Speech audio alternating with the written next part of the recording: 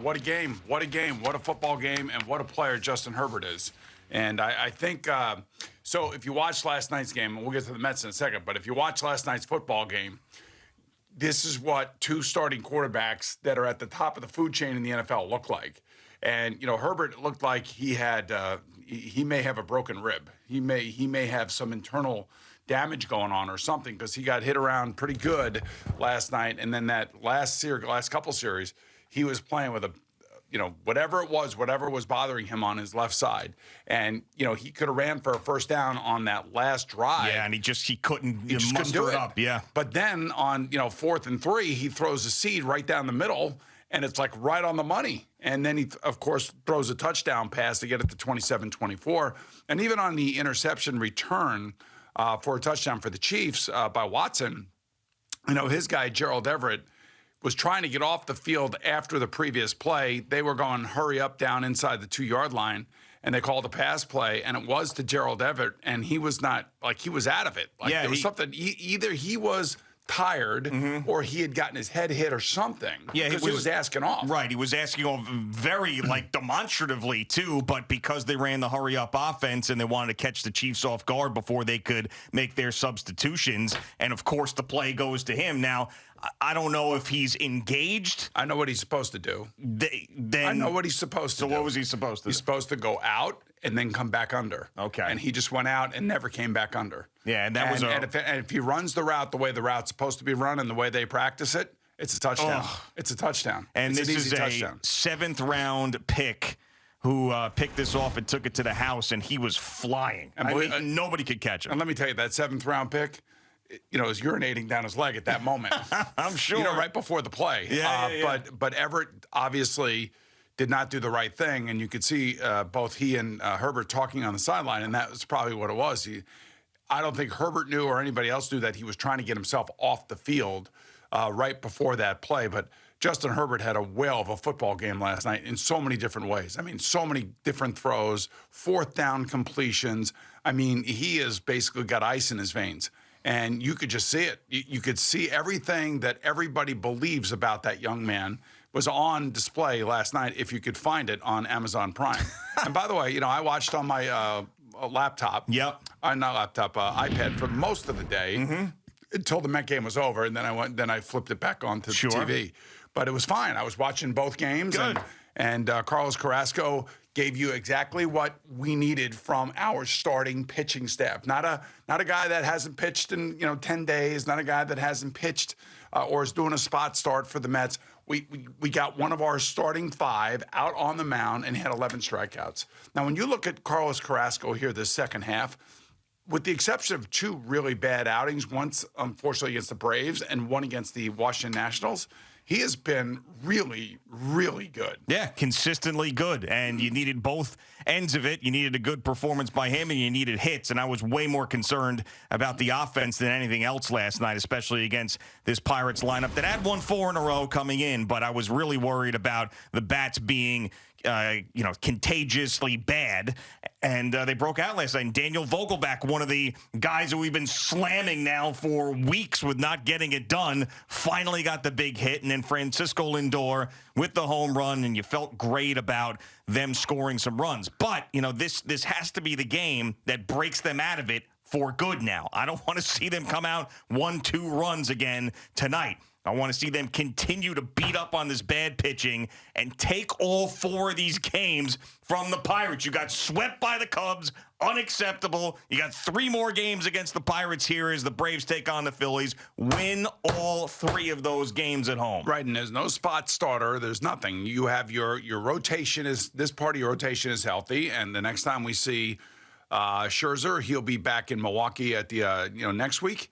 And your starting rotation is healthy right now. And if they continue to give you performances like last night, Jacob deGrom, even though he did let up 3 runs, but still he gave you a winning performance. That's where it all starts. You're only as good as your next day's pitchers, that. And the Mets have no excuses now because this is it. This is go time, and you're healthy, except for Starling Marte. You are healthy. Well, and Scherzer's coming back, and we will see him soon. Yeah, so he's coming back, so it's just Starling Marte. That's the only one. Yeah, that's the only one at this point. So, yeah, I mean, One game can definitely make you exhale, but I need to see more consistency from the offense. I have to see it because, one day of Daniel Vogelback driving in some runs is not going to make me feel like Daniel Vogelback's going to carry this team offensively for the next 2 weeks. I need to see those guys. Got his first hit. He did. And he drove in a run, too. Yeah, so good for him. All right, so here we go. I mean, this is go time, I would hope that that's how the Mets will approach it. It's amazing how when a team wins, they look completely different. Oh, yeah. Than the lifeless bunch that we saw against the Cubs. Well, it's when a team hits, really, is what it comes down to. When you're meekly going down or there's runners on second and third and one out and you pop out as opposed to getting the runner in. I mean, just so frustrating. Team looks dead. I mean, even if the team's completely locked in and the energy level is there, if you don't hit, it looks like you're not interested. And last night changed everything, and it was a really nice ceremony before the game for Roberto Clemente night, and they brought out a lot of the former Roberto Clemente winners. So it was sort of like a really, really nice night at Citi Field. Yeah, and so last night started, it's all in conjunction with Hispanic Heritage Month that started yesterday. Yeah. And it will go all the way through the beginning of October. So it was a great ceremony. It looked good, and it just amplifies the Latin influence that has taken over Major League Baseball and has been a big part of Major League Baseball for so many years. And that's why everybody argues about who had the best season of all time and all this other stuff.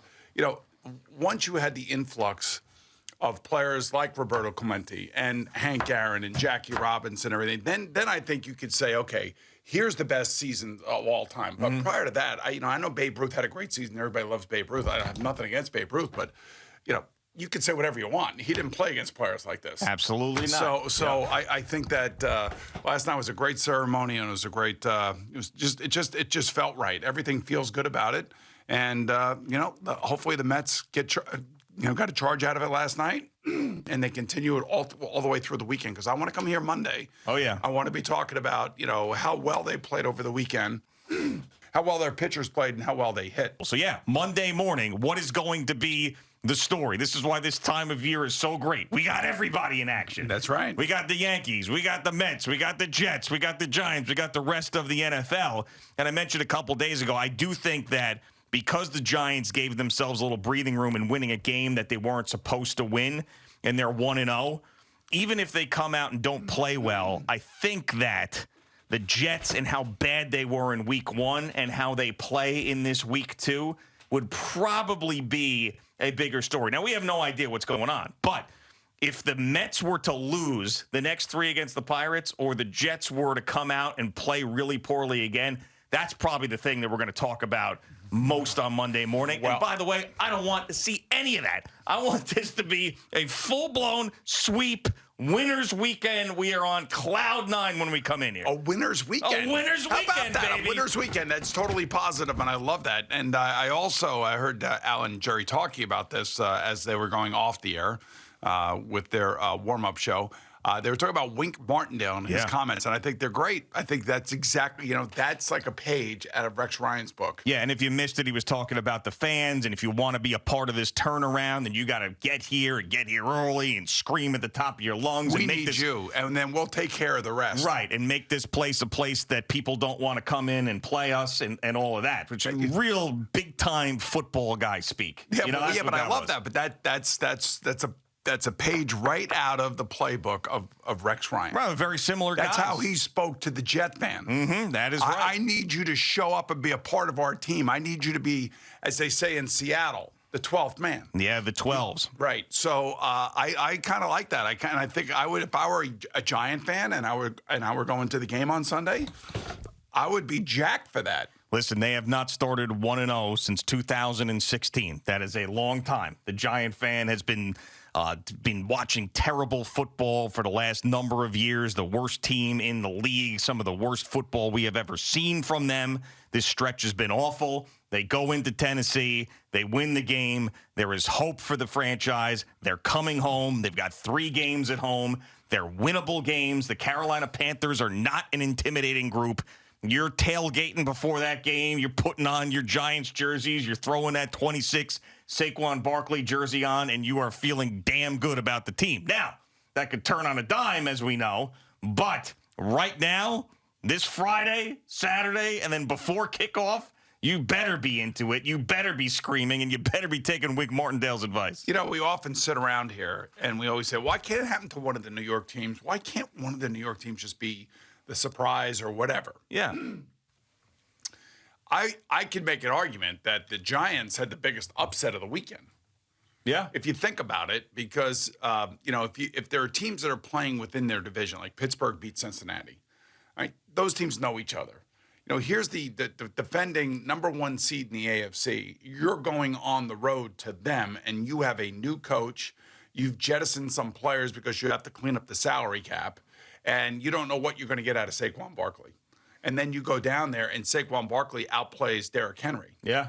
And I could make an argument that in week one, the biggest upset of the week was the victory by the New York Giants. Yeah, I would think it's either that or Seattle and Denver, but Seattle was playing at home in that game, so you got to give a tip of the cap to the Giants for going into Tennessee, being down 13-0, and then coming storming back. I mean, it was definitely the most surprising win, I'll tell you that much, because they were playing terribly in the first half and came all the way back. Yeah, I just think that, and then, of course, what's the next thing you do? And what did we do Monday morning?